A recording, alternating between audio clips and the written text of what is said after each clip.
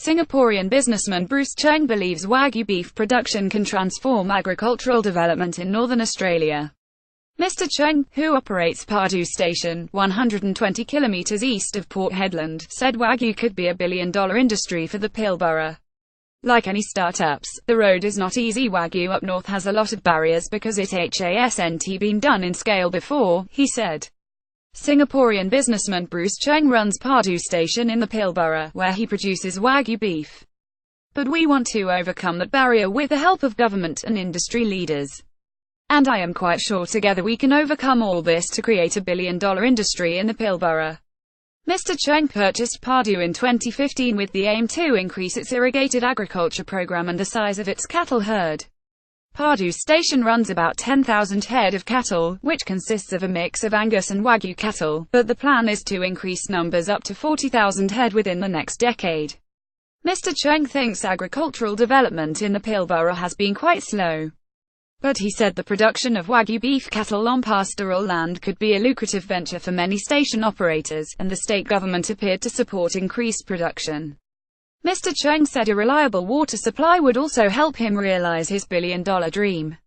Pardoo happens to be one of two stations that sits on the last mile before Canning Basin enters into the Indian Ocean, he said. So we have access to huge amounts of water, and we will try to develop a long-term industry out of it. Water security for increased productionWA Department of Water and Environmental Regulation Executive Director of Regulatory Services Paul Brown said his department was currently mapping groundwater availability around the state. He said Pardoo had applied to increase its water allocation, which was reliant on its own analysis of the effect of an increased allocation on the local environment. Pardoo has a staged approach and it has only applied for water at 2 stages, and they are talking to the Environmental Protection Authority (EPA) about the 3rd stage, he said. Mr. Brown said he could not comment on the specific details of Pardoo's water allocation application. But he said most irrigated agricultural proposals were in the range of 10 to 30 gigalitres. Pardoo in its first 2 stages has gone over 10 billion litres in terms of entitlement, he said. So they must monitor impacts and we will review that with them periodically. Help from Wagyu Guru. Since taking over the operation of Pardoo, Mr. Cheung has enlisted the help of leaders in Wagyu breeding and genetics. He has worked closely with Japanese Wagyu breeding legend Shogo Takeda, Australian Wagyu Association president and Albany Wagyu producer Peter Gilmore, and one of Australia's largest Wagyu producers, Queensland pastoralist Peter Hughes. Mr. Takeda estimated that about 95% of Wagyu genetics in Australia originated on his farm. He said Mr. Cheung had a wonderful plan. He's doing something that no one has ever done, he is raising Wagyu out in the desert. Master Japanese Wagyu breeder Shogo Takeda checks out a West Australian Wagyu herd in Wundowie. Mr. Takeda said he did not think the plan for a billion-dollar Wagyu industry in the Pilbara would flood the market.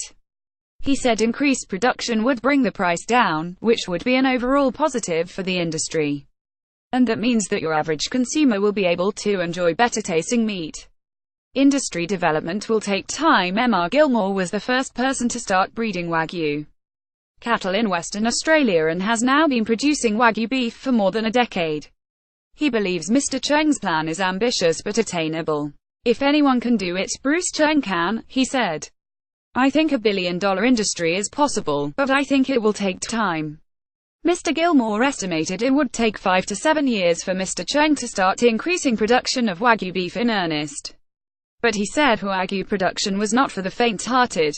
It's not the breed to jump into and think, gee, I could make a bit of money from this, he said.